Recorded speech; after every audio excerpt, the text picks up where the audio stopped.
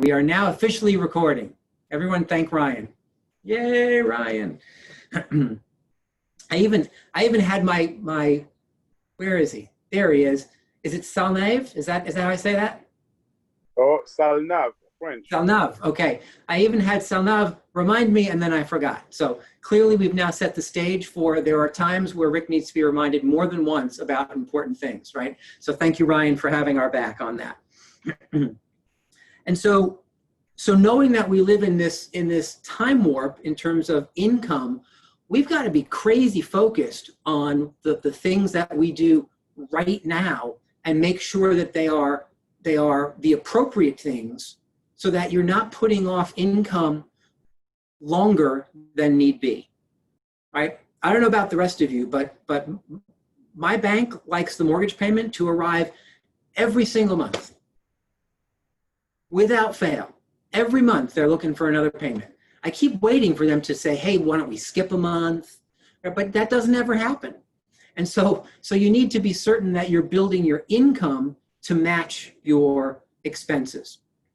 And so one of the things I want you to write down before we even start into the materials is that is write down this. I absolutely can design a real estate career that brings me consistent income. I absolutely can design a real estate career that brings me consistent income. I will tell you that there's a lot of people in our industry who believe what I just said is false. They don't trust it.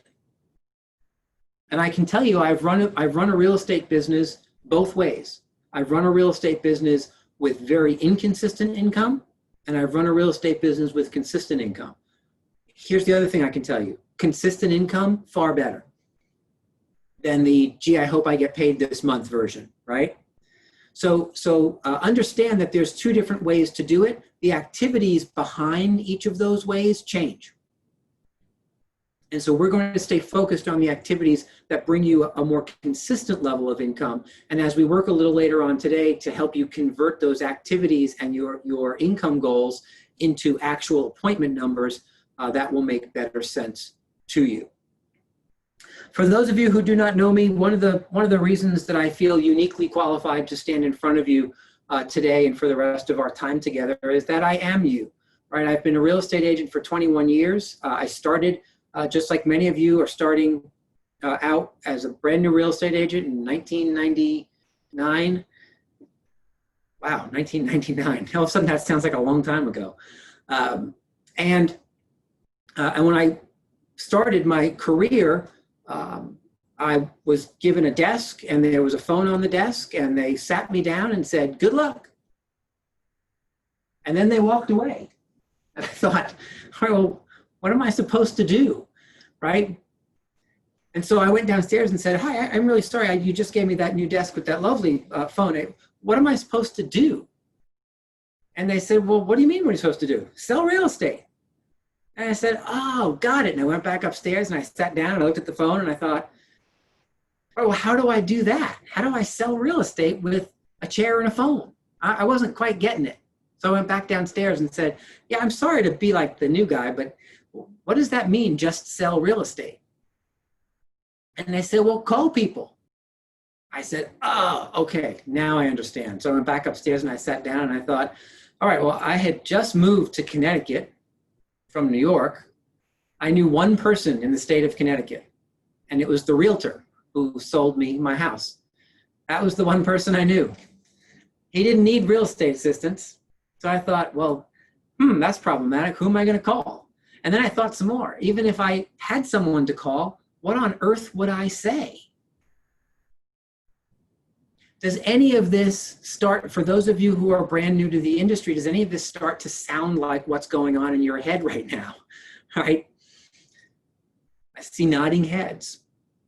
And so here's the good news. We're going to spend the next couple of weeks kind of answering all of that for you, telling you exactly what you need to be doing and telling you exactly what you don't need to be doing. Because there are a lot of things that we think when we're brand new to a business, or we're relaunching a business, or we're diving back in to take our business to the next level, right? And we have people on this Zoom call who are diving in for each of those purposes. There's things that we get distracted by that we think are important. We're going to make sure that we give you a list of those things as well so that you're focused on really only the things that matter. Make sense? All righty. So without further ado, let me let you hear from Gary Keller, because Gary's going to start us off. So this is like a 2-minute video max. Listen carefully, take some notes, listen to what Gary says, because almost every sentence he says is a discussion point and a powerful idea for you to consider as you're embarking on this journey through the course. So take a listen, and we'll have a conversation around it as soon as he is done. That is not Gary. Where's my Gary?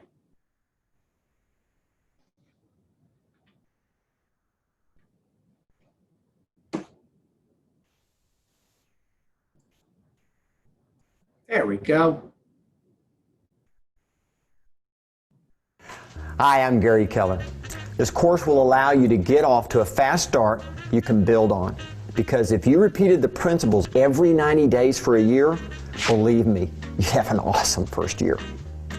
And just as important, you would have built the foundation and momentum for your entire career. It is practical, realistic, and easy to apply. It's about the fundamentals that determine your level of success in the business of real estate. From our research with top agents, we have found that they too started their career. All right, so I'm being told that you're not seeing the video. Is that correct? You're not seeing the video. Well, that's a little weird. Hold on, let me try again. You're hearing the video, but you're not seeing it. Huh. Not quite sure why. How about now? You see a picture of Gary Keller? Picture of Ignite? Okay, perfect. Let's try again. My apologies. Not sure why that occurred. Hi, I'm Gary Keller. This course will allow you to get off to a fast start you can build on. Because if you repeated the principles every 90 days for a year, believe me, you have an awesome first year. And just as important, you would have built the foundation and momentum for your entire career. It is practical, realistic, and easy to apply. It's about the fundamentals that determine your level of success in the business of real estate. From our research with top agents, we have found that they too started their careers with these fundamentals, and they continue to do them along with their teams to this very day. And it's not hard. It just requires a little focused effort, a few hours every day. Now, there is really just one way to achieve the goal. It's lead generation. Now, those skills are important, yet without leads to work with, your skills won't mean a thing. Dealing with business never takes precedence over what? Finding business. Never. Research shows that top producing agents make lead generation their #1 priority and the one thing they make sure they always get done. You can do this. And when you do, you will get the leads, the relationships, the experiences, the career, and the income that you want and deserve. Go get them, and good luck. All righty. Thank you, Gary. We appreciate you, and I certainly appreciate the corny music that goes along with your video. So what'd you hear?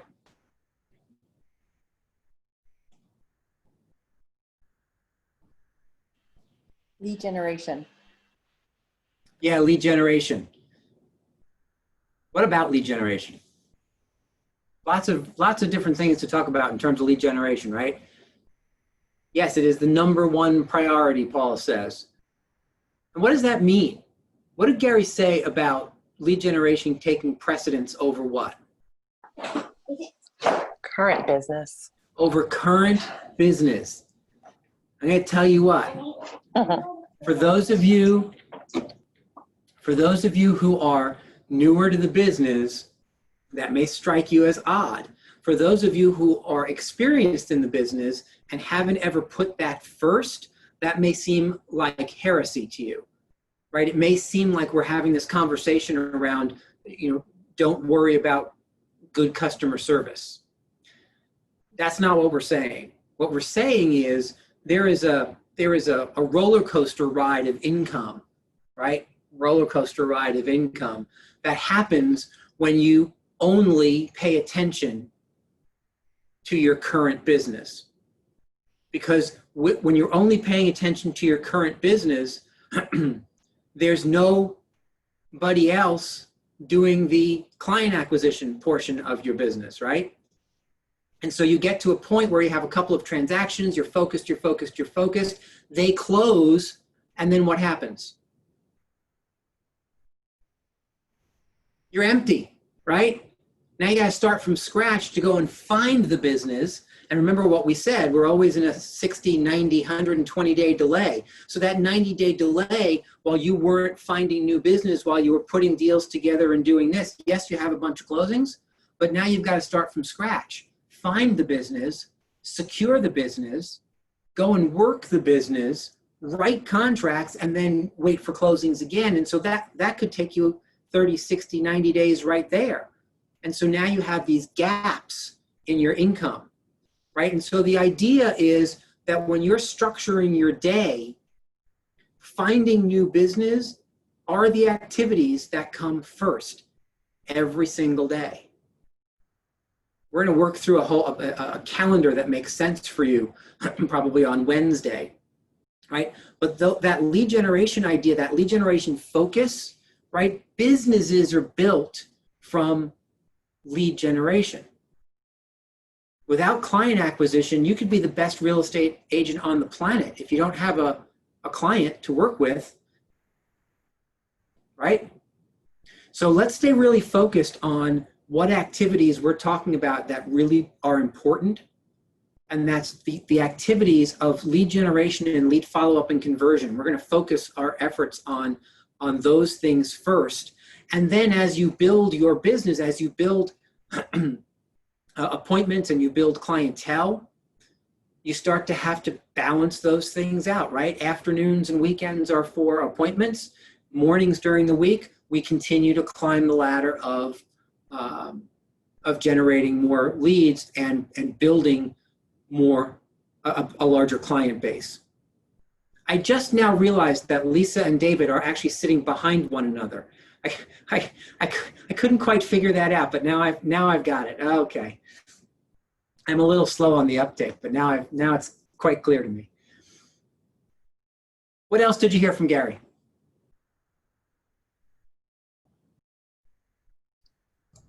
Consistency. Yeah, consistency. And he used a word that I want to make sure that you repeat. What kind of consistency? What was the word he used? I'll give you a hint. It starts with a D. And it ends with Ailey. That would be daily. That would be daily. Thank you, Lisa. I appreciate that, right? He talked about daily consistency, right? How often do we pay attention to client acquisition? Daily. It's a daily ritual. It's a daily level of consistency. Those who succeed further, faster in our industry, frankly, I think in any business, create a structure around client acquisition that becomes a daily habit. If you wake up every single day and spend half your day searching for clients and the other part of your day handling current clients, you're never out of someone new, right? You're constantly filling your pipeline, right? And here's the other thing I've learned about consistency. If you step off and say, you know what, today I'm not going to focus on that.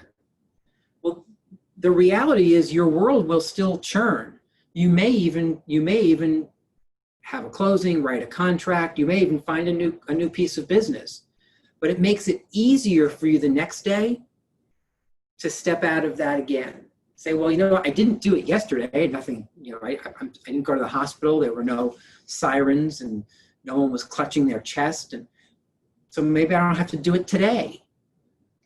So be careful about giving yourself a pass. That consistency, that daily habit that we're looking to build is ultra important for you to continue to fill the pipeline and make sure that your income is as consistent as possible. Anything else? What else did you hear?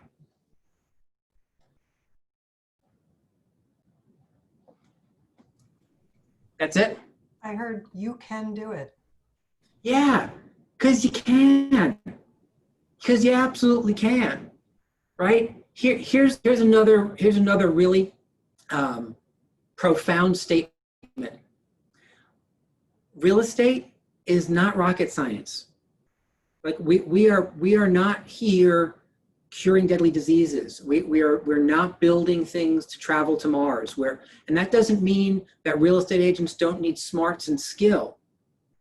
But the business of the business in this industry is relatively simple, right? There are certain activities you focus on to find new business, and then there are certain activities that you focus on once you have new business to move that business into a contract and then a system to get it to close.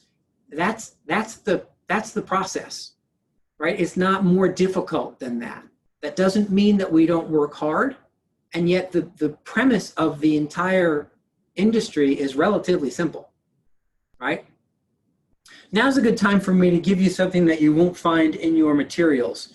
And it's the definition of the job description of a real estate agent. So you may want to type this or write this down. I'll say it a couple of times. But I want you to have this to start our time together, because we're going to come back to it a number of times. So the definition of your job description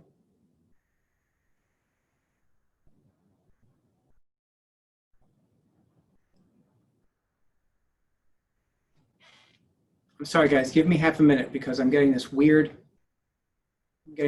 notice that my internet is unstable. So either Zoom is making fun of me or okay. So the definition of what you do for a living is as follows.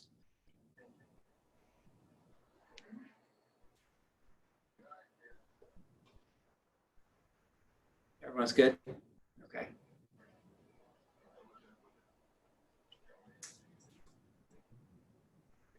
Guys, hold on. I have to stop recording a second. Okay, I think I fixed that now. Sorry about that. So this has been like, okay, and the killer is, right? So the definition of what we do for a living is as follows. To interpret, we interpret current conditions such that the client, we interpret current conditions such that the client can make the best business decision possible. Interpret current conditions such that the client can make the best business decision possible. Now, what we're going to teach you is a version of consultative real estate. Right? Some of you are surprised that part of the definition doesn't involve marketing and doesn't involve finding buyers for sellers and negotiating. And those are all things that we do. That's not the definition of our job description. Our job description is to interpret current conditions, whether that be for a buyer or for a seller, such that the client can make the best business decision possible. And as we continue to move forward through the rest of this week, and we talk about lead generation sources, and then as we move next week into our seller unit and our buyer unit, that will all start to make better sense to you. But I want you to keep that definition front and center as you're working through building, launching, relaunching your business. Because when you take a really firm stand for that definition of what it is we do, you put yourself in a far more objective place and are far more effective to far more people, to a larger group of people. The opposite of that is to get stuck thinking that our job is to market houses, or our job is to sell something to somebody that somebody doesn't want, or to make phone calls to people who think we're annoying, right? None of those things are what we do for a living. Some of those things are part of the activities that drive what we do, and yet what we really do is that definition. Any questions or comments on that?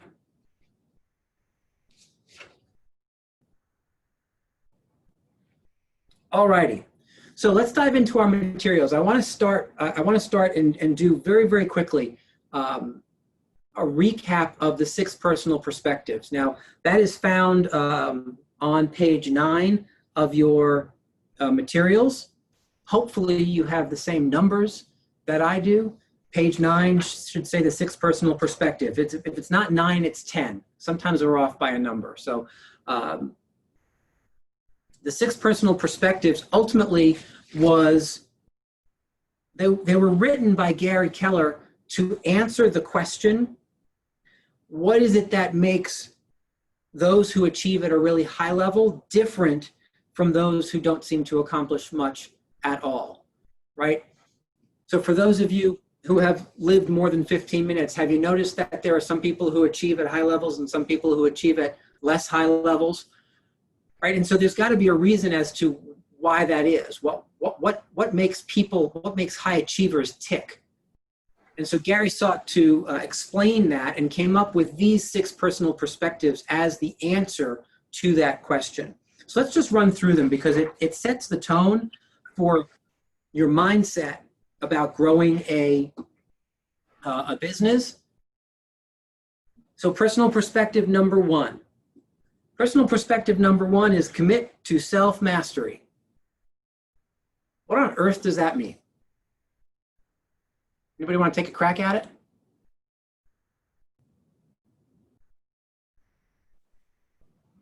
John.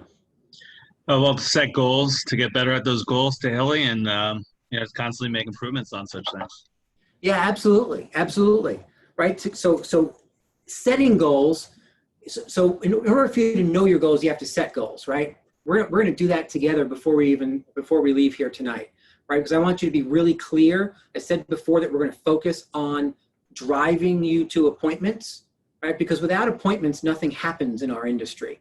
So we're going to focus on driving you there. But before we focus on driving you to appointments, we need to know what the correlation is between the income we earn and the appointments that we need, right? It's easy to think, hey, you know what?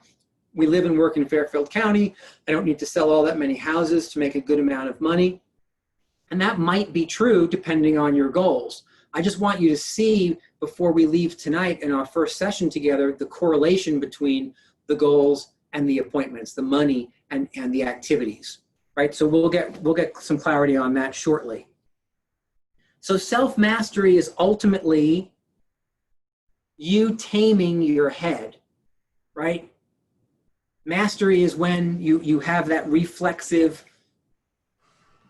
knowledge that forms reflexive activity, right? If you've got 10,000 hours at the piano, you're likely approaching mastery of the piano, right?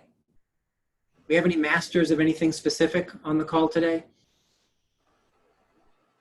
One of our agents in the Ridgefield Market Center, Andy Walbert, he is a master cellist. He spent a lot of his career playing in orchestras, right? There's that book written by, I think it's The Tipping Point by Malcolm Gladwell. P.S. I'm going to give you a bunch of books that you should probably write down throughout our time together. Grab some of these books. The Tipping Point by Malcolm Gladwell, where he talks about the 10,000 hour rule. Right? Generally speaking, 10,000 hours of practice at something moves you to a place of kind of reflexive mastery where you don't have to think about it so much. Here's mastery. Well, see, I used to use an example of how many of you got in your car to drive to the office to take this class. So none of you got in your car per se to take the class today. And yet you probably drove at some point today. Right? When you got in your car and turned it on and pulled out of your driveway to go and do whatever you had to do, did you think about it? Did you think about the activities of driving? Did you think about purposely putting your blinker on and making sure that you were monitoring your speed? And most of you have mastered that skill. And so the art of self-mastery is to bring yourself to a place of understanding what's going on between your ears at a high enough level that you don't get in your own way. And as a real estate coach, one of the things I have found is that there are some really talented business owners out there who haven't quite gotten to that point of understanding themselves and what makes them tick and how they think. And they end up getting in their own way, right? And so the art of self-mastery, the science of self-mastery is that building repetition on things that will drive you to reflexive activity about how you think. So it's conquering your brain. That is number one. Number two, commit to the 80-20 rule, right? The 80-20 rule is probably not new for most of you. You've heard about the 80-20 rule. You've heard about Vilfredo Pareto, the guy who figured it all out back in Italy in, 300 years ago, right? And what it says is that 20% of your activities typically result in 80%, typically lead to 80% of your results, right? Not everything is as important as some things is another way to say that. There are absolutely things that you should be focused on in order to create the best results. And I just so happen to have them written down for you right here. And I know that for some of you, I'm kind of far away. So what I will do is I will move Wilson out of the way, and I'll go through this with you. So here are the 20%, here are the 7 things that make up the 20% of your world as a real estate agent. And what that means is these are the 7 things that ultimately you're going to judge your day on. When you create your calendar, before you set out on your day, I would hold my calendar up to these 7 things and say, okay, which things am I doing that don't fall into one of these 7 categories? Because that's probably not as important. So number 1, we already said from Gary's video, number 1 is lead generation. Number 1 is lead generation. Number 2, lead follow-up and conversion. Lead follow-up and conversion. I'll go through each of these in a moment. Number 3, appointments. Number 4, negotiation and contracts. Number 5, closings. Woo! Everybody loves a closing. Number 6, practice, education, and role play. Practice, education, and role play. Right? You're involved in number 6 right now. Right? The education portion of spending time to be better at what you do. And number 7, money management. Money management. So recognize that these are the 7 things that if you spend your time doing just these 7 things and almost nothing else, you will make money in real estate. It's when we get lost in the I'm out taking pictures of my new listing. Well, are you a photographer? If you are, well, then you're not really working in your real estate business. You're working in your photography business, right? When you're out taking pictures. But if you're not a photographer and you're out taking pictures of your new listing with your phone, well, that's not on this list, right? And we get sucked into thinking that that's important. We get sucked into thinking that writing ad copy is important. We get sucked into thinking that working on our website is important. Now, one could argue that working on one's website is a version of lead generation. Well, yes, that's true. And yet, unless you're an expert at working on your website, I would offer to you that that's something that you should leverage to someone else, someone that is an expert at working on your website, because they'll get it done in half the time or less than what it takes you, right? You don't have to become an expert in every aspect of real estate. And what I mean by that is there are photographers to take photos. There are advertising and marketing people to write the ad copy and handle your advertising and marketing. Now I get that some of that costs money, and we're going to talk about that a little bit later. But just go on blind faith for now about focusing in on these 7 things.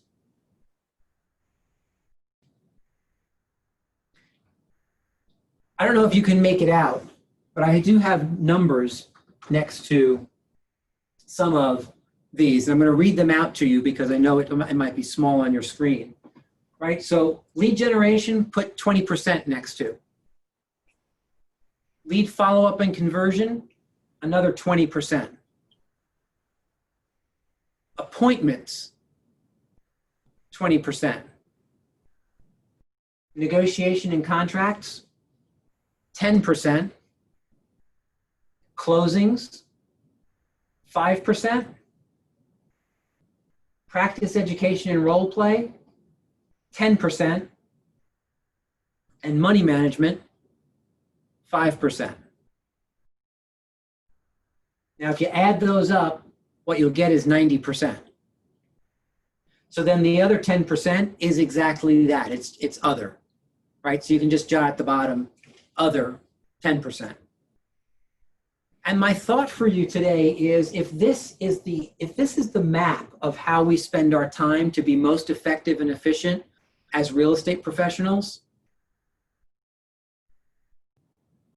what if we utilized these numbers as a path towards figuring out how much time we should spend, right? If you're going to work a 40 or 50 hour week in real estate, right? Let's be realistic. A 50-hour week in real estate, right? 20% of 50 hours is how much? 10 hours, right? And so Monday through Friday, 2 hours a day spent on generating new leads could be that 20% of your time outline. Now notice lead follow-up and conversion is another 20% because those are 2 different things. And so now you've got another 10 hours of lead follow-up and conversion. Hey, what's the difference between those 2 things before we push on? What's the difference between lead generation and lead follow-up and conversion?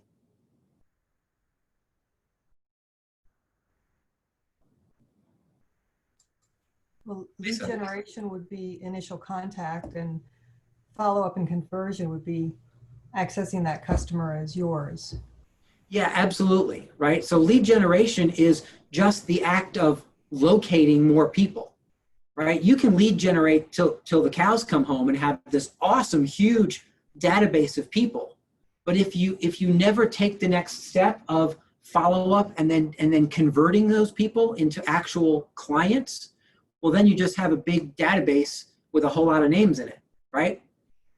In the old days, we used to call that the phone book. That's not a real estate business. It's just a whole bunch of names and numbers. So making sure that you not only take the step of generating the lead, but then also following up and converting the lead into number 3, which is an appointment, right? Where you'll pitch your services, whether on the list side or the sales side, and then write a contract with that person. That's the process that you have to continue to move through, right? I would offer to you that for many of you who are experienced agents on this call, you don't have a lead generation issue. You likely have a lead conversion issue. You got plenty of people in your database to be talking to, right? If you're brand new and just launching your business, one of your main tasks will be to build that database. Except even for you, I'm going to suggest that most of you already have a database because most of you have something that looks just like this, right? Go to your phone real quick. Go to contacts. Press on the Z in your contacts and then scroll to the bottom and put in the chat how many people you have in your phone, because it will give you a total number of contacts.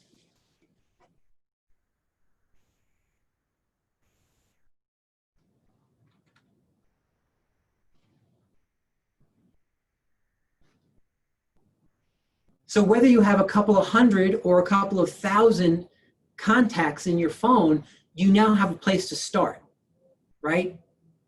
So for those of you who are just launching, or for those of you who are relaunching your business, when was the last time you spoke to everybody in your phone?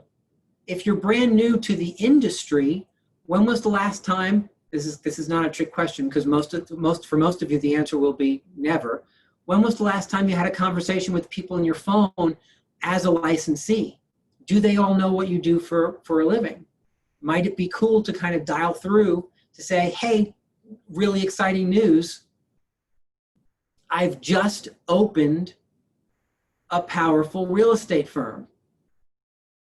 Because that's what you've done, right? You've just opened a powerful real estate firm. Be careful about the, hey, I just got my license conversation, right? People who know you in your phone and know you well, they already know that. They already know you just got your license because they knew that a couple of months ago you weren't doing this, right? But for everybody else, you just opened a powerful real estate firm. All right, KT, what's that number? Were you the winner? 2064. Ooh, baby. That's awesome. I'll be almost 100 in 2064. 94 to be exact. All righty. So when you're diving through, where do I find people to convert? How am I generating leads? We're gonna spend a number of hours working through every single lead generation source that you can possibly dive into Wednesday and Friday. However, I want you to understand that you could literally start converting via follow-up at 6:01 tonight, because everybody's got people in their phone that could use your assistance, or that know someone who could use your assistance, right? Let's be clear about one thing. Having a conversation, if Spencer's in my phone, one of the things that I try hard not to do is call Spencer and say, hey, Spencer, it's Rick. I just wanted to touch base and see how you were doing. Like maybe I sold Spencer a house 2 years ago. Just wanted to touch base and see how you were doing. By the way, you want to sell your house?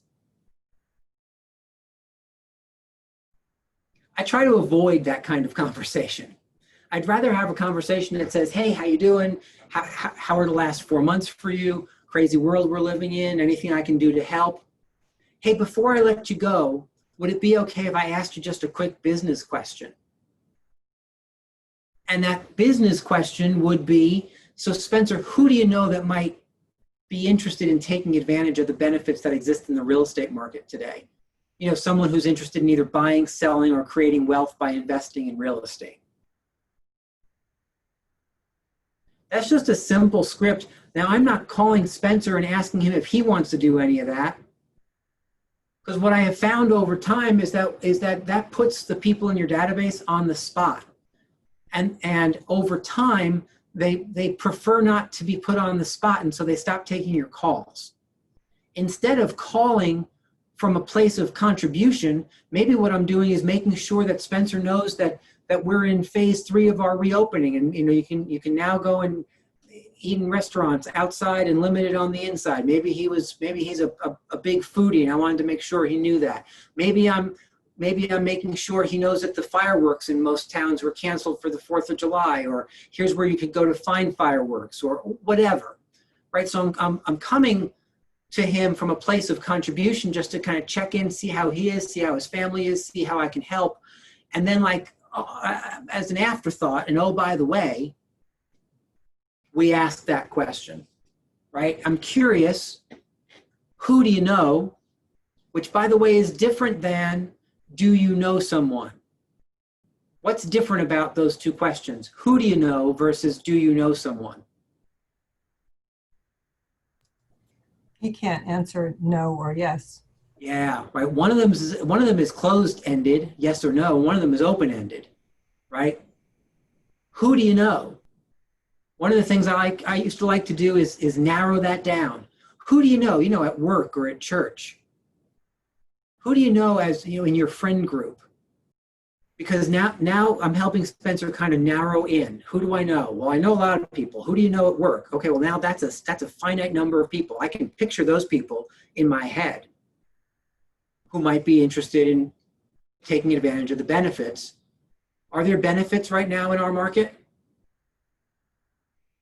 Holy Christmas, for everybody. I mean, what's amazing about it is there are benefits for sellers. Why are there benefits for sellers out in our market today? Because there's low inventory. Yeah, right, because it's a seller's market for the most part. Sellers kind of are in control. But here's what's fun.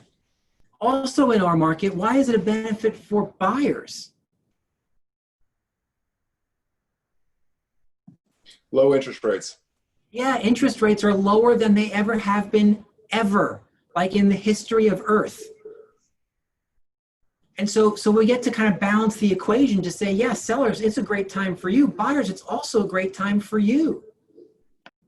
Right? What about investors? Do investors benefit from low interest rates? Sure, right? Investors are buyers. Somebody said to me the other day they had an investor that was struggling moving forward because with low inventory, everything was kind of moving quickly, and they found they had to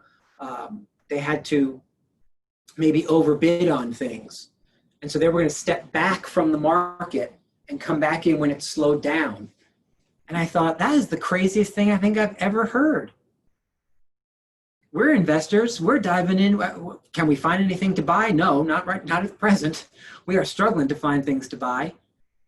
And yet that's just forced us to look elsewhere. Right? I'm going home tonight to write offers on 2 properties in New London. I've never done New London before, but you know what? That's where the properties are today that still fit my criteria. Waterbury, which is where I typically buy, things are moving so fast that we keep losing properties. Right? And so it's a level of adaptation. Everybody gets to benefit from what's happening in the market today. Make sense? We said we were going to focus on appointments, so I'm going to jump over appointments for a minute because we're going to come to that next. Number 4, negotiation and contracts, right? When you're negotiating a transaction for a buyer or a seller and or signing up a new buyer or a seller, that's what that means, negotiation and contracts. It's about 10% of your time as you build your business bigger and bigger. Closings, we all know we love closings because that means the end of the goal for the client, and it also means typically a paycheck for us, right? So, and yet closings typically are only about 5% of your time. And as you start to grow, they'll also be one of the first things that you give away to somebody else to start handling for you, right? So that you can continue to monitor and stay here in your pocket of lead generation and lead follow-up. Practice education and role play. So as we move forward, you're going to get scripts, you're going to get a process, you're going to get a whole lot of information from me. And what I would love for you to understand is that getting really good at what we do for a living, right? Because we do 2 things for a living, almost more than we do anything else. We listen and we talk. Hopefully in that order, right? Because when we talk more than what's that phrase? God gave you 2 ears and 1 mouth. Use them in that proportion, right? So we listen first, and we do talk second in what we do for a living. Practicing those things will make you so much better. Practice listening. I know that sounds weird, but you kind of do have to practice listening.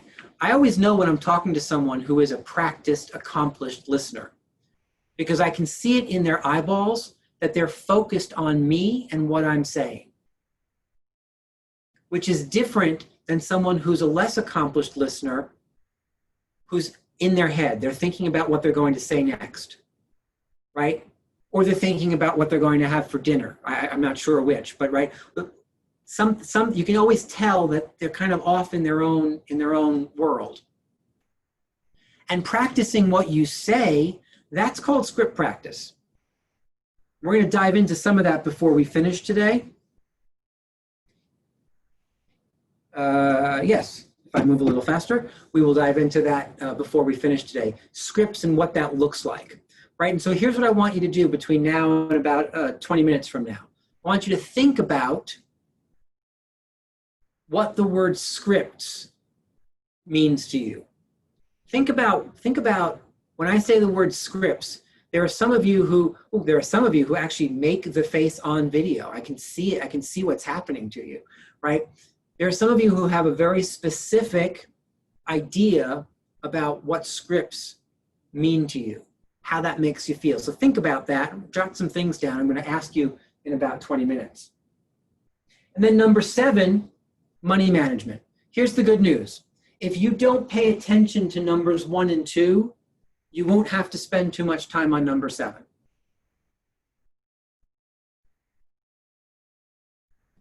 It was supposed to be a joke. Only Spencer laughed, I think. Right, so and yet it's true. Number 7, money management, the money comes from you really getting focused on these first 2, the generation of leads and the conversion of leads. Any questions, comments, or concerns on the 20% that makes up a real estate agent's schedule? Pretty clear? So here's the thing. When you're building your schedule, I want you to use what you just wrote down to judge it a bit. Use what you just wrote down as a barometer, as the metric to say, am I spending my time on things that actually bring income into my business? And if not, I would jot down what it is you are doing, put that on pause, pivot to something that is part of that list, and go back to that other thing later. And the reason I want you to start writing these things down is because I want you to start building a list of things that it's like a what not to do list. Now, as a solo practitioner, which many of you are, do those things that you wrote down on that not to do list have to get done? Generally speaking, yeah, it all has to get done. And when it's just you, it's sometimes difficult to figure out who's going to do that, because it's you and you, right? So the 2 lists become the daytime list and the at home at night watching reruns of Law and Order list, right? So sometimes that has to be you and you, but I just want you to know how to prioritize the things that you have to do. So that not to do list doesn't necessarily mean I don't have to do it. What it means, at least in the beginning, is I shouldn't be focused on that now.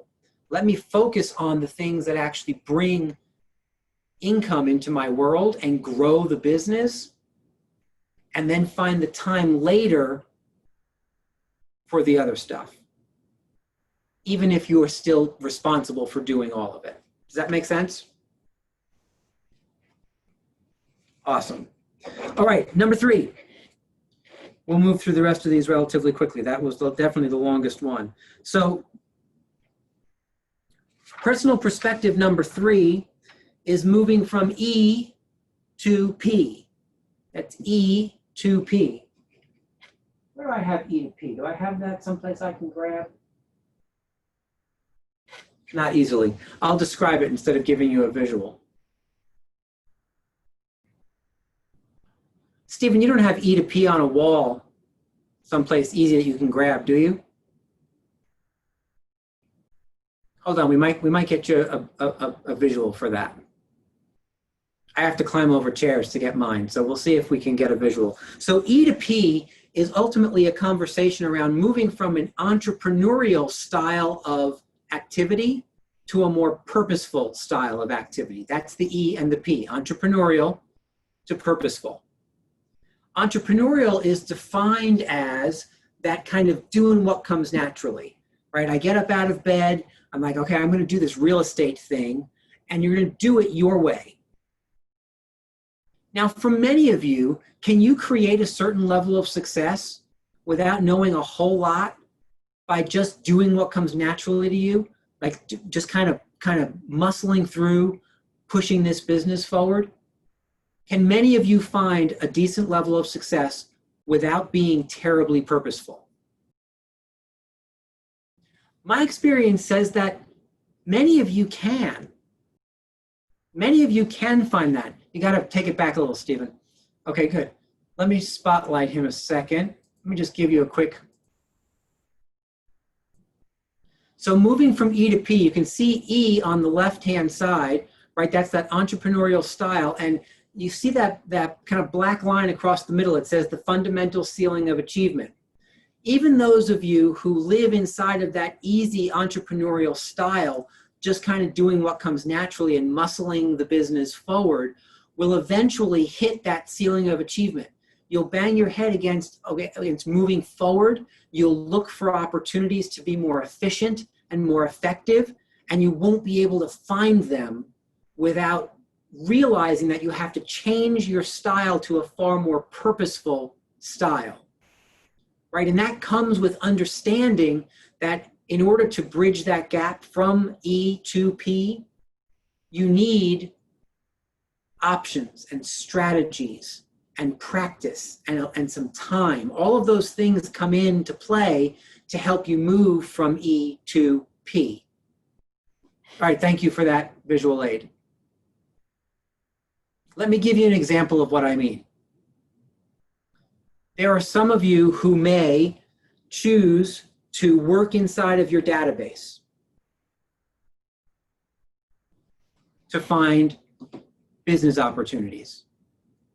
And you may work inside of your database relatively successfully, where you're finding some referrals, you're finding people in your database who do need to buy, sell, or invest in real estate.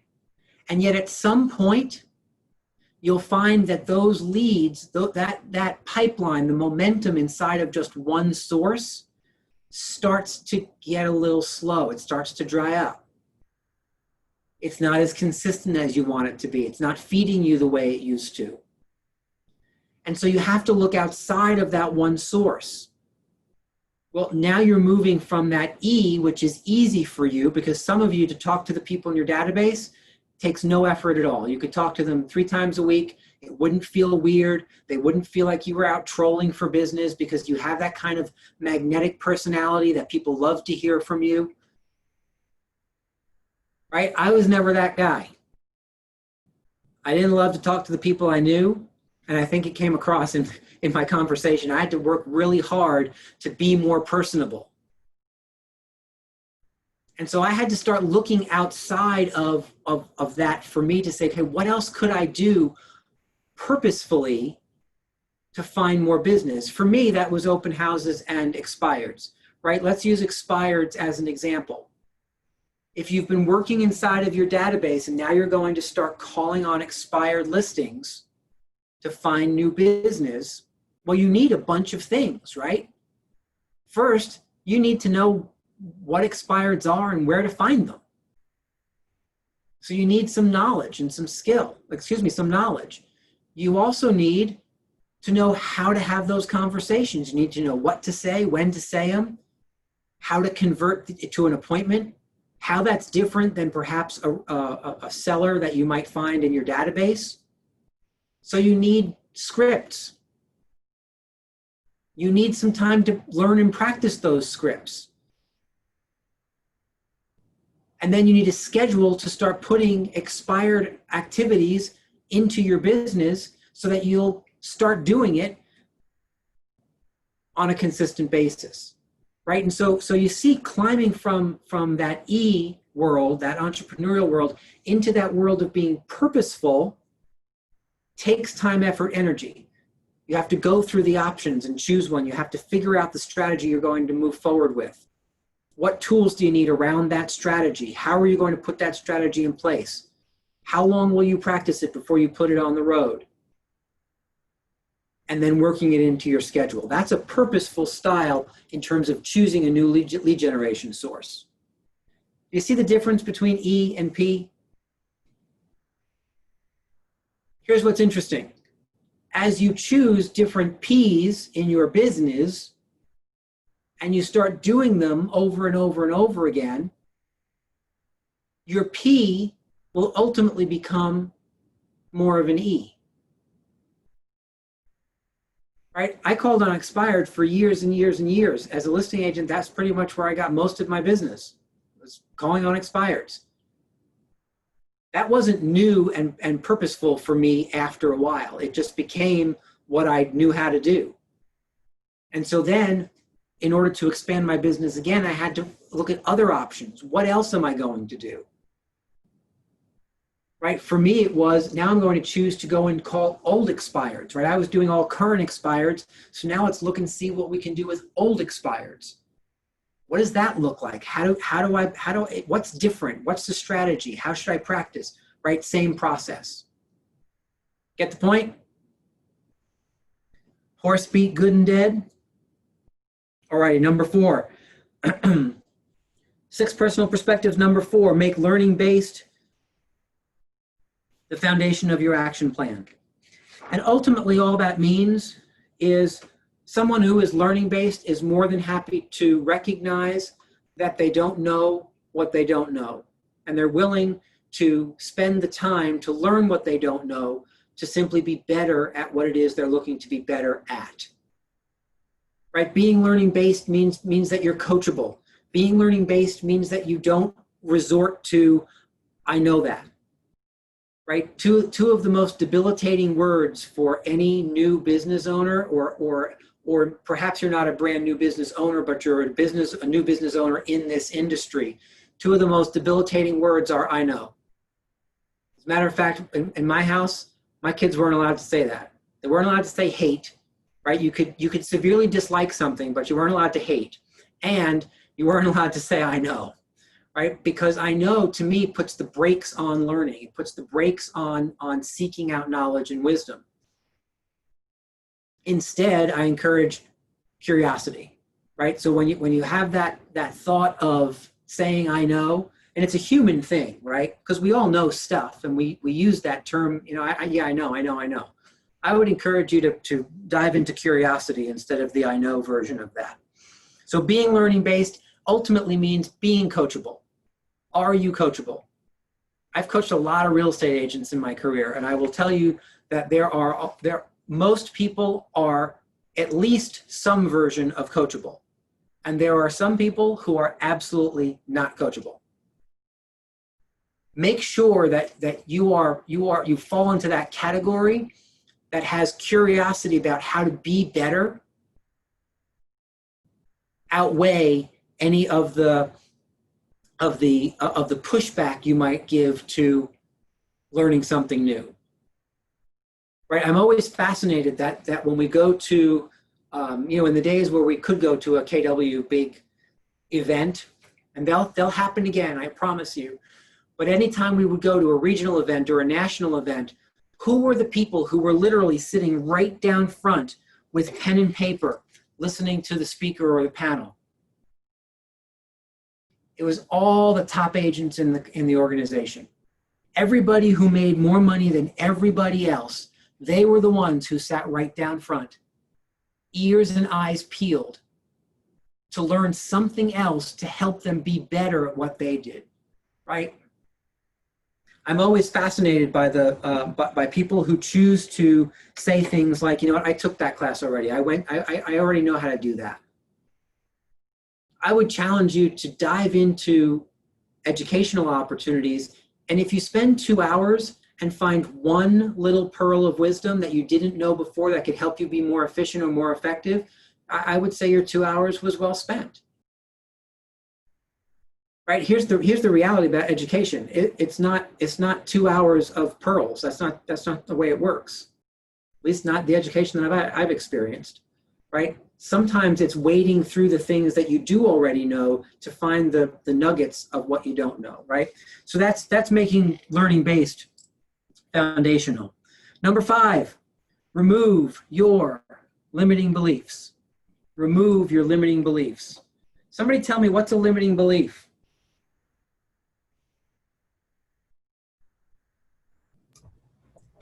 It's an I can't do that, or I won't be able to do that.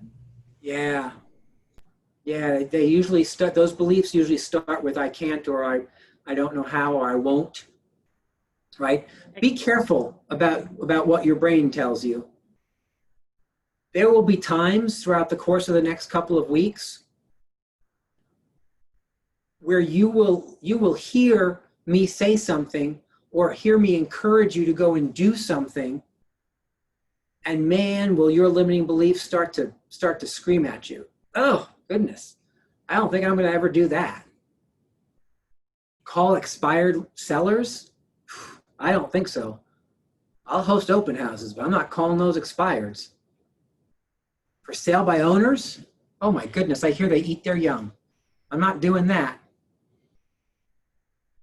Right, and so I want to just caution you to be cognizant of your limiting beliefs. We all have them. We all have them, right? And one of the things that Gary teaches in a course called Quantum Leap, which is all about kind of understanding you a little bit better.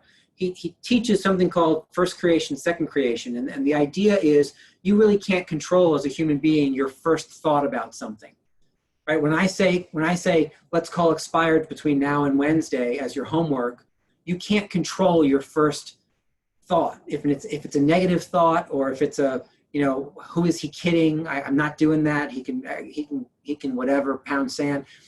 You can't control that thought, but you can control your second thought, right? And so getting a handle on that second opportunity to say, yeah, there you go again, right? Pushing away things that could bring you further faster.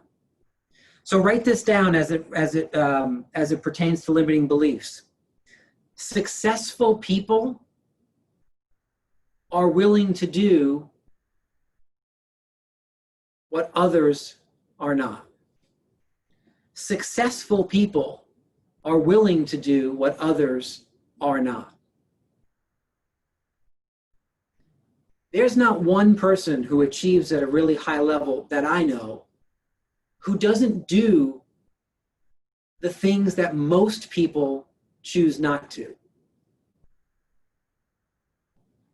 And whether that's investing or in wealth building or in health and fitness, in sports, in business, in real estate, successful people are willing to do what everybody else decides is too much trouble, right? Lastly, but not leastly, number 6, be accountable. Be accountable.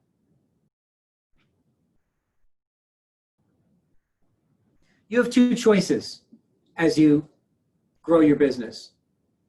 You can make decisions and then be accountable to those decisions. What does being accountable to your own decisions mean?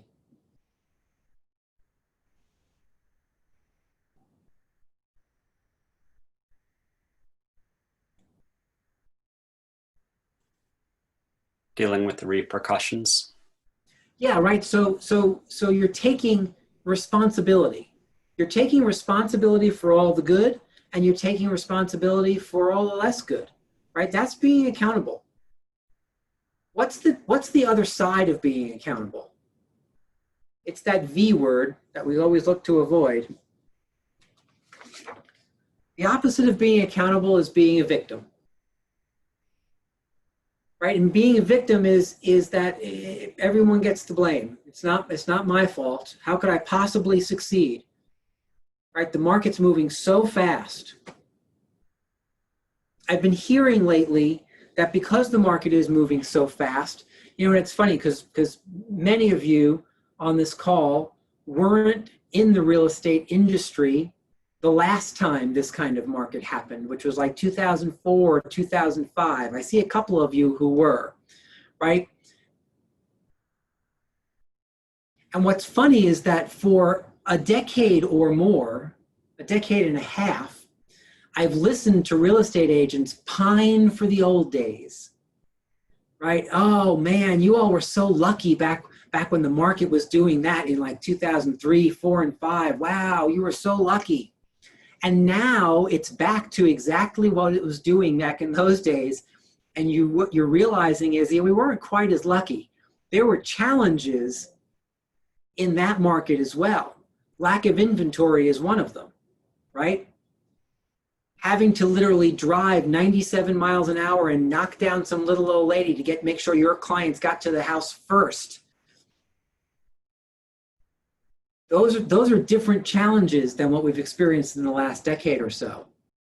And yet there's still challenges. And I've heard a lot of conversation and we'll call it complaining or whining recently around, I have all these buyers, but I have no houses to sell them. Well, okay, you have two choices, right? You can be accountable to the fact that you promised these buyers that you would do everything under the sun to find them something to purchase and then behave that way. Or you could whine about the lack of inventory, only look at the MLS every day and be irritated by the fact that nothing new came on, right? One's a version of being accountable to yourself and to your clients. The other's a version of just whining and being a victim, right? Successful business owners, achievers, take responsibility and are accountable. So when we finish this conversation and move into a conversation about you building some goals, I want you to build some goals that you then know you're going to take responsibility for and be accountable to. Because there's no point in spending time building goals and understanding the correlation between your income and your appointments if you're not going to then take responsibility for turning one into the other, right? When you determine that you need 2 new appointments every single week in order to hit your income goals in this industry, and then you accept less from yourself and from your business than those 2 new appointments a week, there's a gap in your accountability. You're giving yourself a pass. It's why I encourage coaching the way I do. Right? For those of you who are brand new to real estate, if you haven't jumped into Jen Henry's productivity coaching program, you should finish here at 6 o'clock and email her at 6:01 to set up your one-on-one to have a conversation around getting into that program. That is a level of accountability that you need to move yourself forward faster, right? I've heard numerous people who are now cappers in our organization, serve on our agent leadership council, come back and say, you know, if I were to do one thing differently, I got where I got because I made that happen. I would have gotten there so much faster had I just said yes to a coaching program at the beginning. And I've heard that from a number of different people. So I encourage that wholeheartedly. Any questions on the 6 personal perspectives?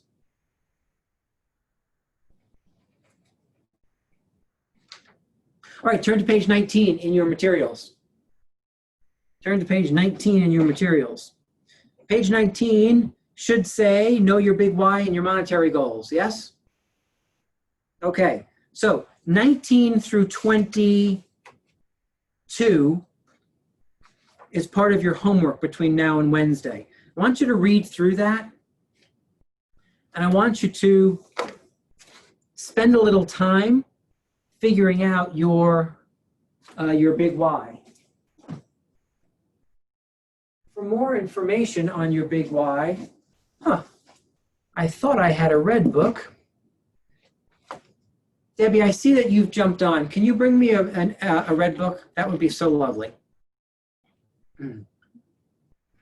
So for those of you who have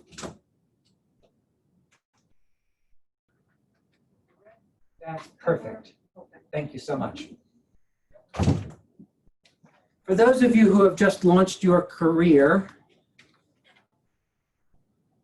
you need to grab yourself The Millionaire Real Estate Agent and read it. Matter of fact, that's also part of your homework. Now, you're not going to read all this by Wednesday. Maybe some of you could. It'll take me a little bit longer, right? But I want you to get yourself a copy of that book and start reading it. Because part of what we're going to train to are the models in that book. You've got 4 basic models, right? You've got an economic model, you've got a lead generation model, you've got a budget model, and you've got an organizational model. We're gonna start moving through, woohoo, David's got his book. We're gonna start moving through training you towards, oh, and there's DG, she's got her book, right? Vanessa, oh my goodness, look at all these red books on the screen. That's spectacular. So if you haven't read it cover to cover, go ahead and do that, right? If you've started it, finish it.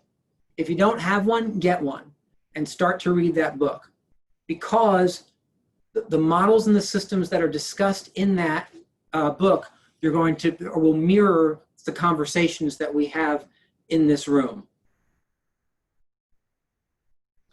You can probably get it from your market center. We may have extras that you can purchase from your market center, or just go on Amazon.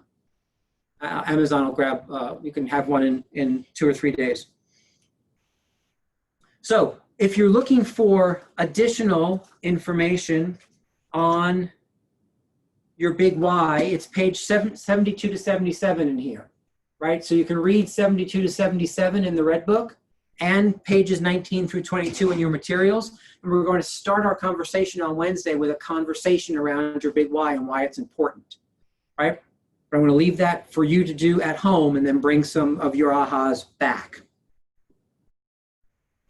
Page 23.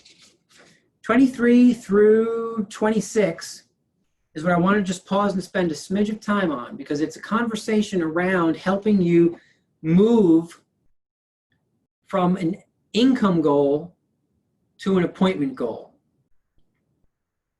I want to make this very clear for you so that you can marry yourself to an appointment goal, knowing that when you hit those numbers in terms of new appointments a week, you know exactly what kind of income you can expect to show up. Right? The idea that we wake up every day and search for appointments, hoping that we grab some and hoping that we can move people through the process and hoping we get to a closing, so hoping we get to income. If there's one thing I've learned as a business owner over the last 20 years is that hope is not a strategy. Right? You need to have a strategic idea about how many appointments you need to have and what that's going to turn into. And part of the reason we want you to be really clear about what your appointment numbers are is that you get to make a choice as to whether or not you will hold yourself accountable to those appointment numbers. As the owner of your own business, no one gets to tell you you're right or wrong or anything in between if in fact you don't hit your appointment numbers. I just want to make sure that you recognize the correlation between the appointments and your income, so that if you choose not to hit your appointment numbers, you also recognize that you're choosing to earn less, right? And what I find is that oftentimes real estate agents don't have those two things tied together, and they think, well, I'll do it this way. Instead of, I know what the numbers say, but I'll do it this way, not hit the appointment numbers, and they're still surprised when the income falls short. I want to make sure no one's surprised. I want you to be really clear about what you've said yes to and how it works. So I want to tie the money to the appointments. Does that sound like a plan? All right, so let's do just that. Turn, if you would, to page...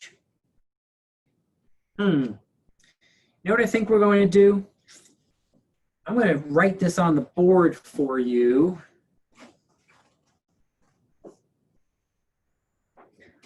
Let me jump to a whiteboard a second and give you what you need. Okay, everybody see the whiteboard? All right, Wilson, got to move you out of the way. Thank you. Okay, so let's do this. I want to keep this as simple as possible, right? Simple as possible. I want you to come up with your gross income. And when I say gross, I mean you're taking into consideration the fact that you have to pay the market center and you have to, you're not looking at that net to you. So I'm going, just for the ease of this example, I'm going to say that your gross is going to be $100,000. Okay, knowing full well that when you gross $100,000 in real estate, your net is less because you have to pay the market center, you have expenses to run your business, you have to pay taxes, right, and all those things. But just to give you an idea of how the numbers work, I'm going to use $100,000. Is that fair? Do we have agreement on that? Well, I've written it on the board now, so now we're stuck with it. So the very first thing that we need, so we've got $100,000, right? We need two assumptions to work with this $100,000. The first assumption we need is we need our average sale price.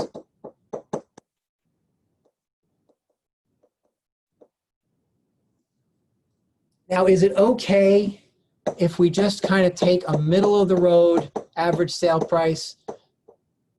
This is about the average sale price of both market centers is $400,000. If you know for a fact yours is much higher or yours is much lower, and you can prove it by running 2 years of business, so now I'm talking to experienced agents on the call, if you can run 2 years of your own business, use that number. If not, just use the $400,000 number. The second assumption you need is average commission rate. Right, and I can tell you by looking at the reports for both market centers that the average commission rate right now in both market centers is 2.5%. That is a 5. I know it looks like a 6. I apologize for that. 2.5%. What's 2.5% of $400,000?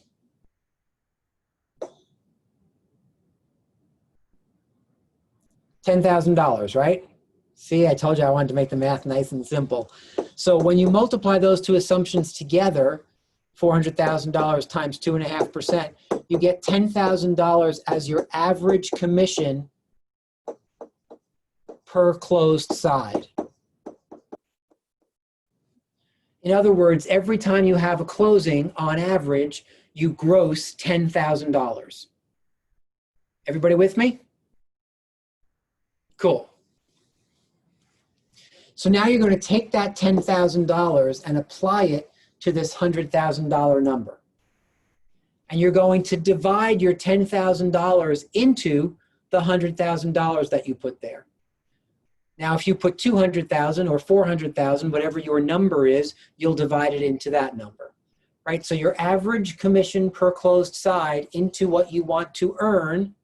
In this case, $10,000 divided by $100,000 divided by $10,000 gives you what? 10, right? 10 what?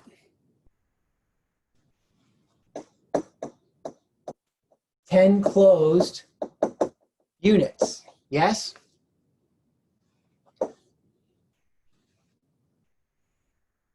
Now, once we have the 10 closed units, I'm going to ask you to trust me because I've kind of shortened the economic model as written in the MREA just a smidge to make it easier. So there's just less math and less assumptions. And so what I'm going to ask you to trust me on is we're going to blend a list side ratio and a buy side ratio. The list side ratios I'm using for every 4 new sellers that you meet with, you'll list 2 of them, so 50%. And then of the 2 that you list, you'll sell 1 of them. So your conversion rates are 50 and 50%, right? So that's 4 to 1 as a ratio. Meet 4 new sellers, you'll sell, you get to the closing table with 1 of them. On the buy side, you're working a little bit better. Meet 3 new buyers, sign 2 of them, and sell 1 of them a house. So on the buy side, we're working on a 3 to 1 ratio.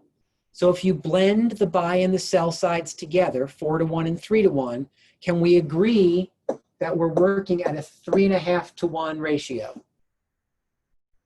Now, 3.5 to 1, the 1 is 3.5 to every closing. So if you now multiply 10 closings by 3.5 to get to appointments, how many appointments do you get? 35, right? Now, is that 35 in a week? It is not. It's in a year, right? Because your income goal here was for the year. So now this is here for the year. How many weeks does one work in the course of a year? There are 52 weeks, right? So minimally, or maybe maximally, you're going to work maybe 48 weeks, right? Because you want a vacation week or 2, on the days when we could actually go on vacation. So a vacation week or 2, you probably have a week around Christmas and New Year's that you don't work. Thanksgiving week is oftentimes not really a work week, right? So you probably have 48 weeks. Some of you look at that and say, yeah, no, I take 4 weeks vacation no matter what, plus those other 2 weeks. So I may be closer to 46 weeks, something like that. Let's just agree on 48 for now. You're going to divide these 35 appointments by that 48 weeks. Now, in this scenario, that number is less than 1. And we have a rule in our organizations that the answer to how many new appointments a week your goal needs to be set at is not less than 1. So you're just going to round up to 1. So minimally it's 1, right?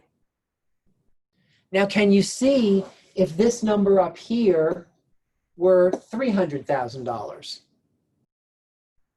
And so if $300,000 were the goal divided by $10,000, well, now you're at 30 closed units.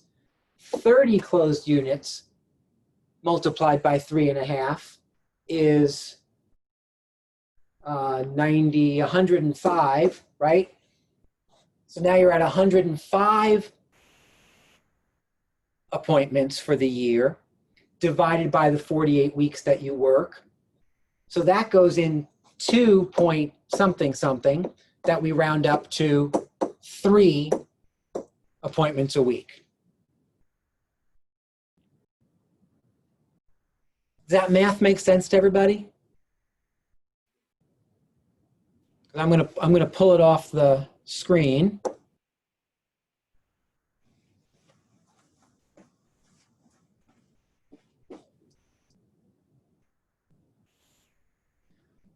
So here's what's fun about that. I just showed you how to correlate the money you want to earn to the activities you need to focus on every day you choose to get up and work. For $100,000 gross, you're talking about one new appointment a week. Right? For a $200,000 gross, you're about at that 2 appointments a week, new appointments a week. For a $300,000 gross, you're at about that 3 appointments a week. Again, not rocket science, but that is the correlation, right? Now, when I say new appointments a week, what do I mean by that? Because that's an important piece to this conversation.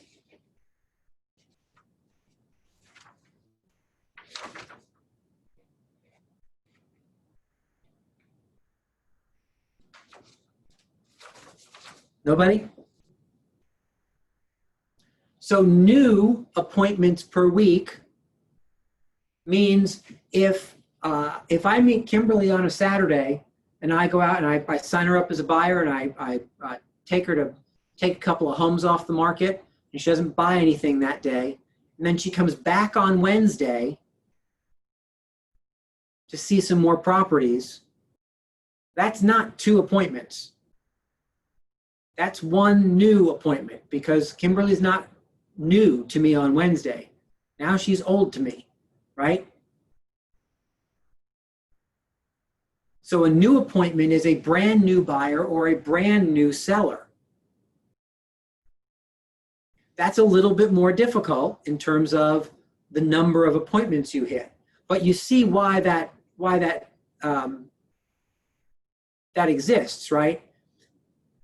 I might have 10 or 12 appointments with Kimberly before she buys 1 house.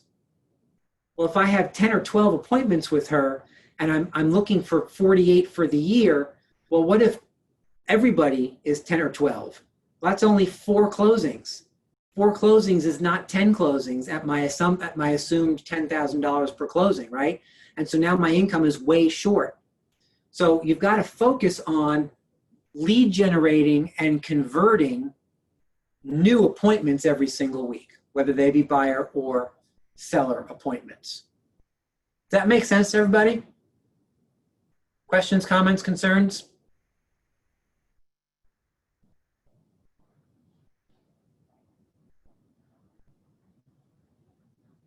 Let me ask you a question.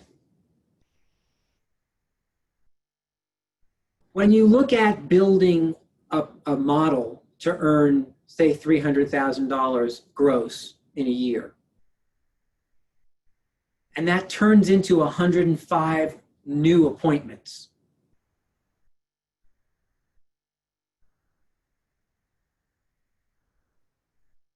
when you take a look at 105 new appointments for the year, is that more or less scary? Does that seem more or less doable than when you boil it down to just a weekly number?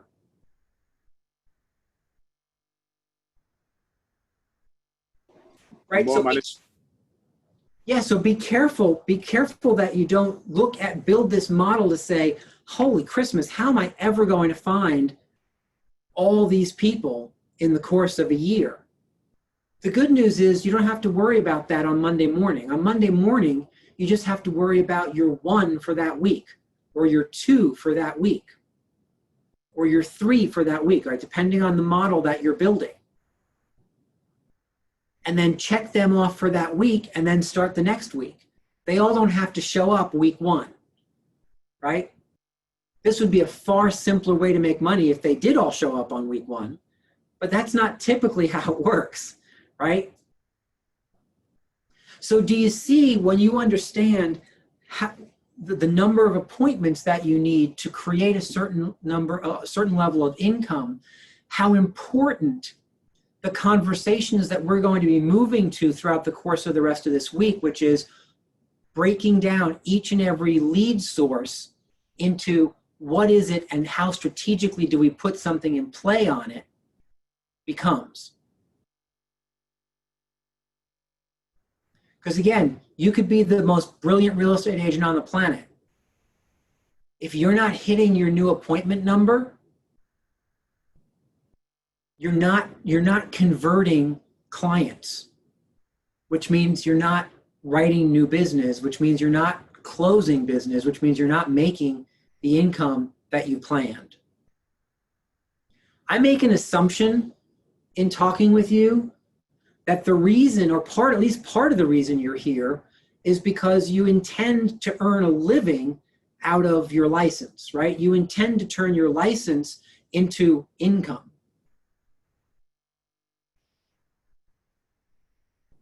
So I don't want anyone to get their nose out of joint that I sound materialistic and that it's all about the money.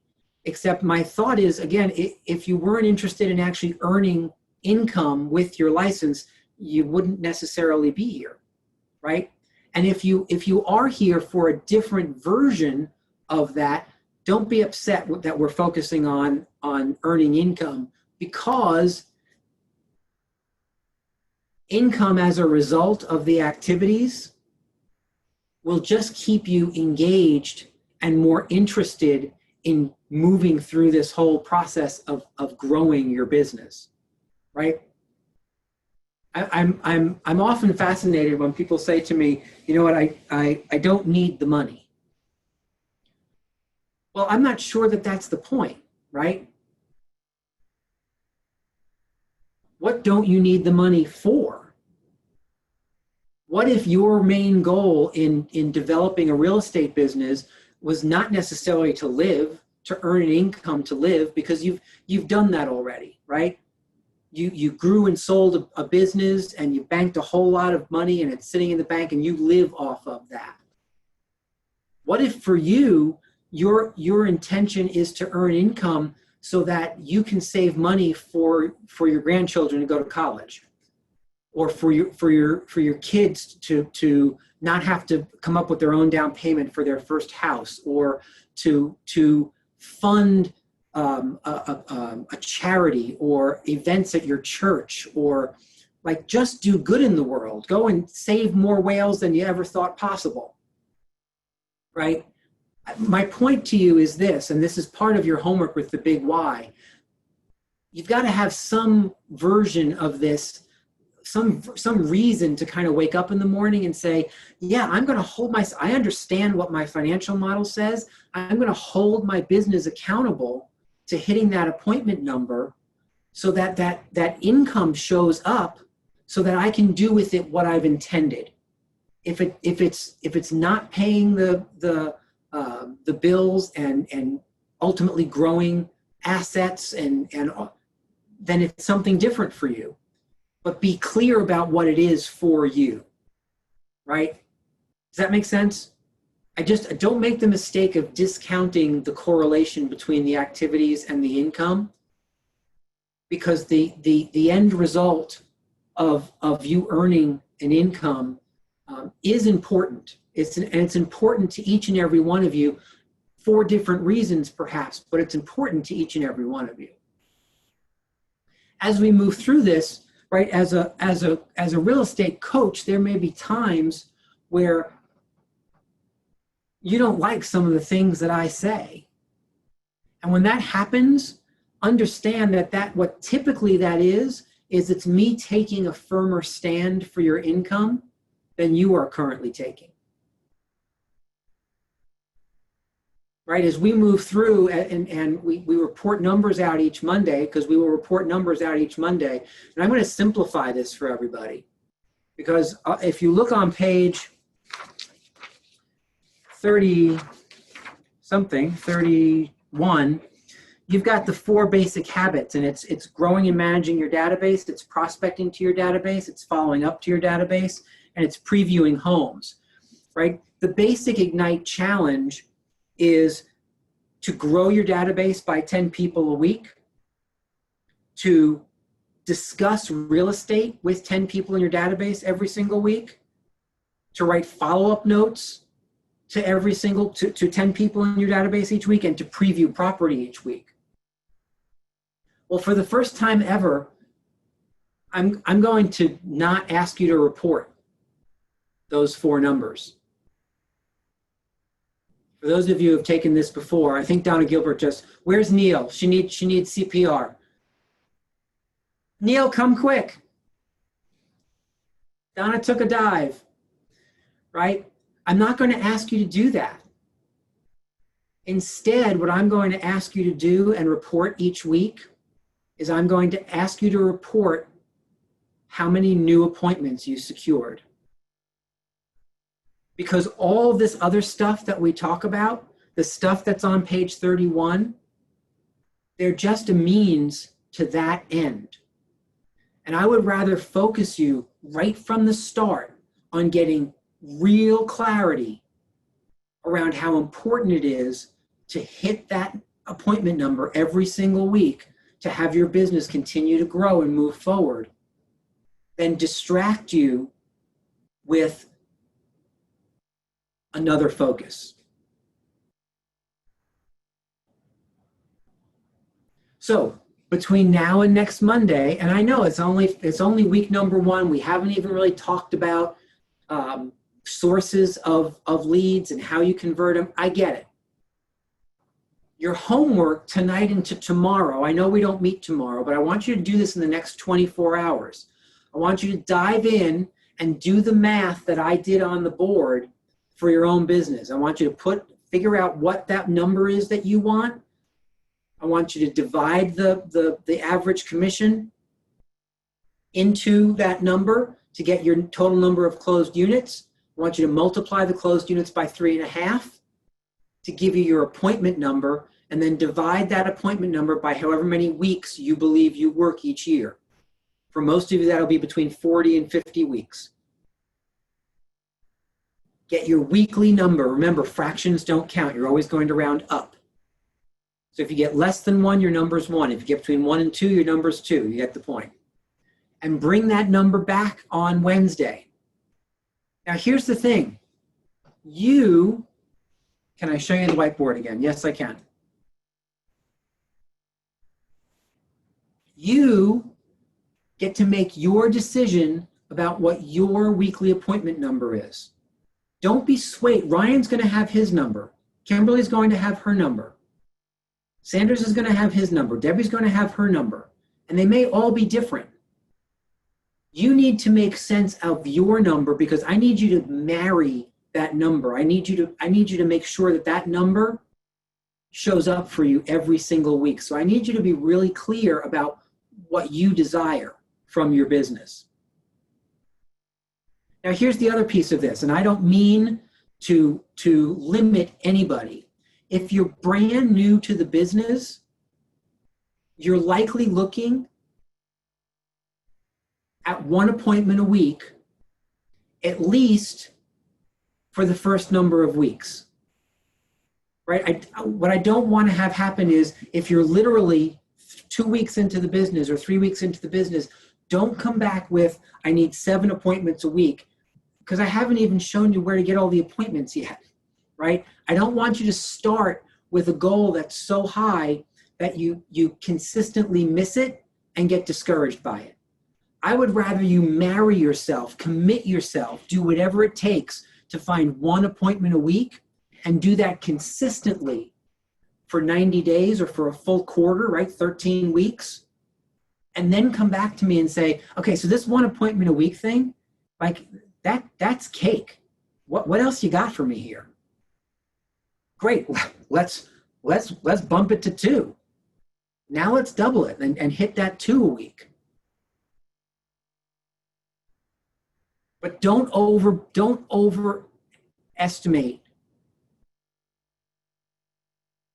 where you should be in the beginning. Trust me, there are way too many real estate agents, not only in this country, but in our own organization, who do not hit 1 appointment a week. If you start hitting 1 appointment a week consistently for your first couple of months from now through the fall, you are golden. Because here's what I can tell you. If you keep doing that, by next year, you'll be in the top 20%. You'll be in the top 20% of our organization in terms of production. You'll be in the top 5% in production on the MLS. That's all it takes is commitment to that appointment number.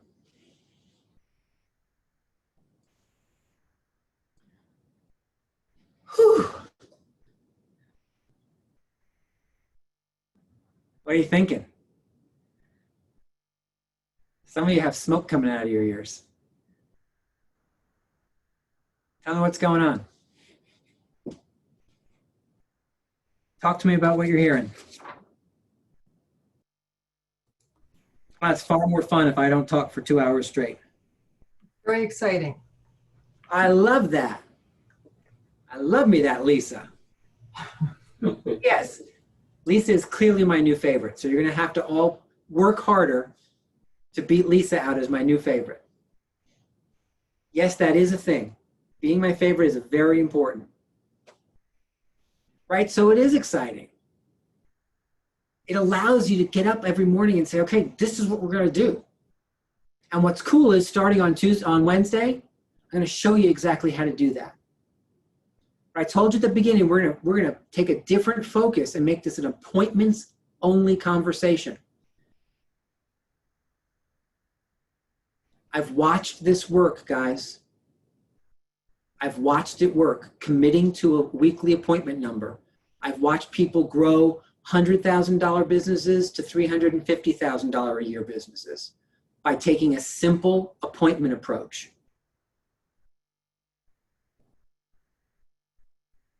It works if you choose it. All right. Remember I asked you before?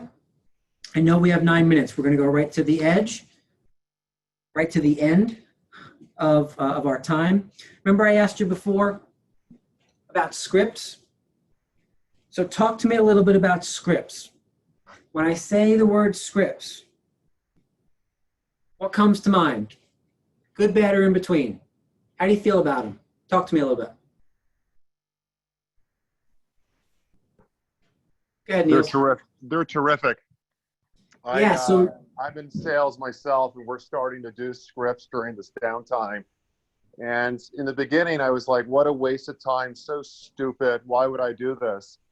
And it actually really helps because it allows you to practice for the unexpected.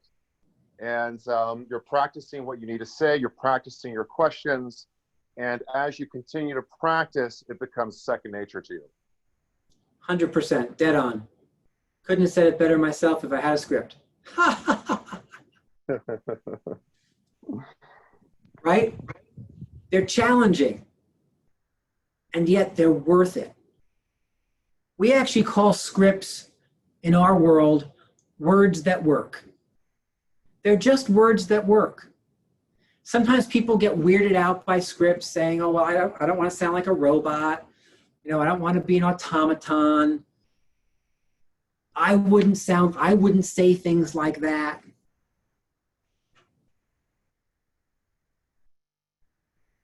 But what they do, they're like the tools of your trade. When you learn them, they 100% give you the confidence that you need to stand up and have a conversation, right? We're going to give you scripts for your listing consultations. We're going to give you scripts for your buyer consultations. For those of you who are curious about what do I say once somebody says yes, we don't have to worry about that. We're going to give you a package this thick. You just got to say, learn the scripts and learn the process that the scripts work through and then practice them. Scripts ultimately are written for the benefit of the client. And that's the other thing I want to, the myth I want to dispel about scripts. Oftentimes I hear people say, well, I don't like scripts because they're manipulative. And I disagree. I think if you use scripts manipulatively, then the words that work could be used to manipulate someone. But generally speaking, a good script is 110% consumer oriented. It benefits the consumer. We're just helping consumers make the best decisions for themselves. Remember that description, that job description I gave you at the very beginning of our time together tonight? When you ask the right questions, right, because our scripts, the scripts that we're going to be working with, are almost entirely questions.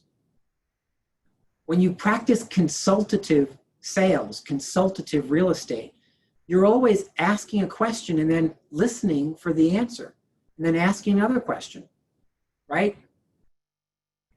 And so I want you to get clarity around the fact that scripts themselves are just like carpenters use a saw and a nail gun, and right? Scripts are just your tools.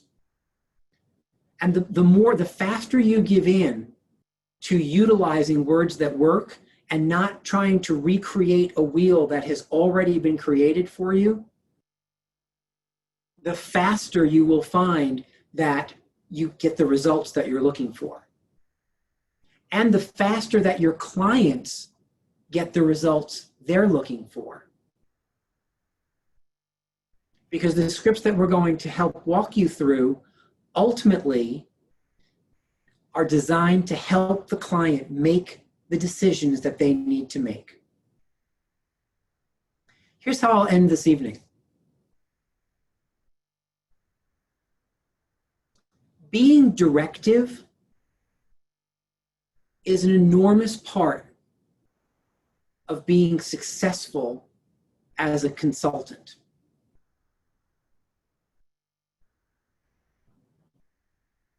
Being successful as a real estate professional, as it were. What do I mean by being directive? Clients hire you, clients say yes to you, not for all the things that you know. That's a secondary benefit. They hire you because they're looking for someone to direct them through a process.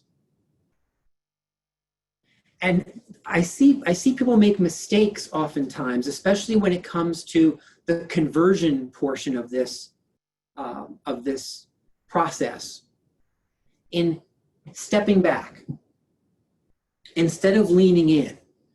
Being directive means when Kelly comes to me and says, I need help finding a house, what she's really saying is, I need help understanding, A, what the process is, B, how do I get from where I am to a closing table, C, how do I even know what I want to buy? I've never done this before. And D, I need you to kind of take me by the hand and pull me gently through that entire process. That's being directive. Be careful that you don't mishear what I'm saying, because as we move forward on Wednesday and on Friday, some of you will start to pull back a little bit saying, ooh, the things he's saying, they sound a little too directive. I don't want to be that pushy person, right? I'm not pushy. I'm gonna leave you tonight with this. You need to make a decision. I want you to really think about this over the next 48 hours or 46 hours till I see you again.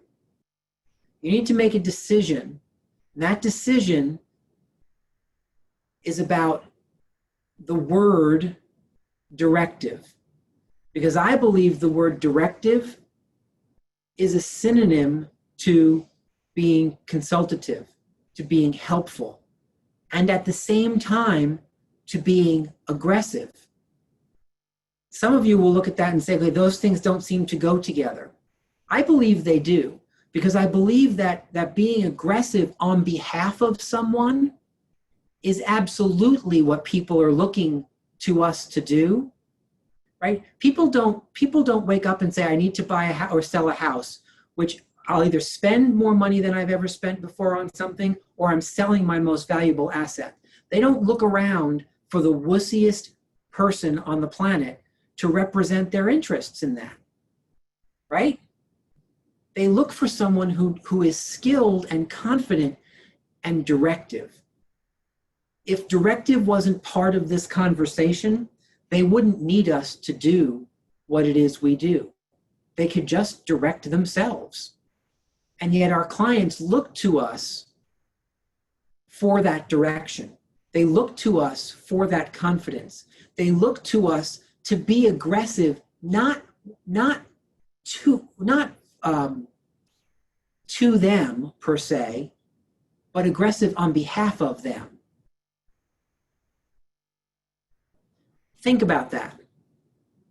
Because I want to pick up on Wednesday with not only the big why, but just one additional conversation around that. I want you to think that through. Because I'll tell you what, the idea of if you come to real estate with the idea that simply being directive and helping people make decisions is pushy, you're going to struggle. And I just want to tell you the truth about that right up front, right?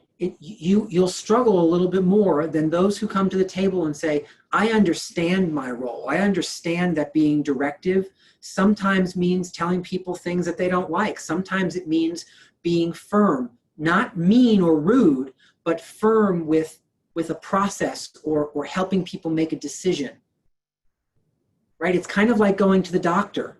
Sometimes the doctor doesn't have great news to tell you, but you still want the doctor to be honest and truthful with you and then direct you through the process of how do I fix what you just told me about, even though I didn't love that you just told me that.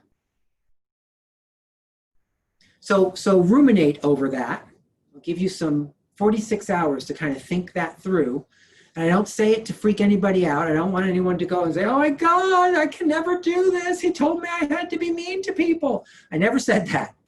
I just want to be honest with you and truthful with you about where I see success, right? And where I see success is people who understand that taking someone by the hand and pulling them gently through a process is not being pushy. It's being directive and helpful. And I want you to just understand for yourselves, come to a point of clarity for yourselves by Wednesday around what that looks like for you and how that feels for you, because you'll have a far simpler time embracing the next steps of generating leads and converting those leads if you come from a place always of how can I help people? How can I contribute to them? How can I help them be better at what it is they've asked me to help them with, right? Come from the place of being an educator and a guide, even if that means sometimes you have to be firm. Guys, it's been my honor to spend time with you this evening. I hope we got off on the right foot. As I said, the first session of our time together is almost always a little bit headier than the rest. We're going to dive right into scripts on Wednesday and then start moving through our lead generation sources so that we can start building you strategies to grab those appointments. Sound like a plan? All right, guys, have a lovely evening. I'll see you bright and mid-afternoon on Wednesday at 4 o'clock. And we'll see you tomorrow at 9 o'clock for our kickoff call for the day. See you soon.